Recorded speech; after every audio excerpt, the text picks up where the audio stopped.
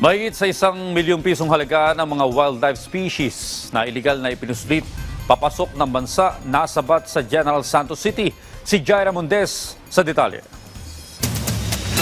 Arestado ang 6 na mga individual na sakay ng isang motorized bangka sa karagatan ng Bagong Katilingban, Lower Macar sa General Santos City, araw ng Lunes, December 8 nitong taon. Ito ay sa ikinasang operasyon ng General Santos City Maritime Police Station. Dito nakumpiska ang iba't ibang uri ng wildlife species na pinaghihinalaang balak sana na ipuslit sa bansa mula pa sa Indonesia. Ayon sa Jansan Maritime PNP, nakatanggap sila ng report mula sa concerned citizen kaugnay ng mga individual na may dala umanong wildlife cargo. Yung 6 na individual sakay ng isang motorized bangka. At upon inspection doon sa shoreline ng Lower Macar, nakita doon na may karga-karga na mga wildlife.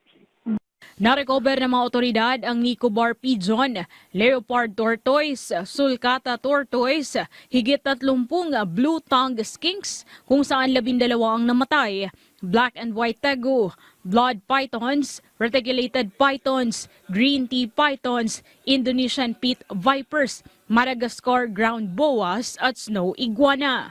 Tinatayang aabot naman sa higit kumulang ₱1 million ang halaga ng mga wildlife species.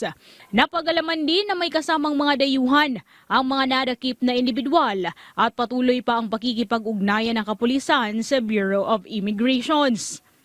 Yes, we are really intensifying our efforts,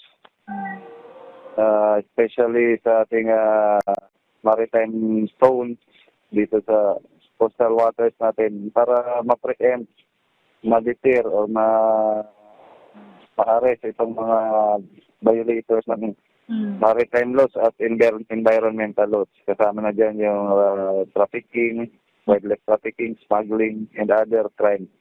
Nahaharap sa kasong paglabag sa Republic Act No. 9147 o Wildlife Resources Conservation and Protection Act, gayon din ng Philippine Immigration Act ang mga nahuling individual. Mula rito sa PTV Davao, Jaira Mundez para sa Pambansang TV sa Bagong Pilipinas.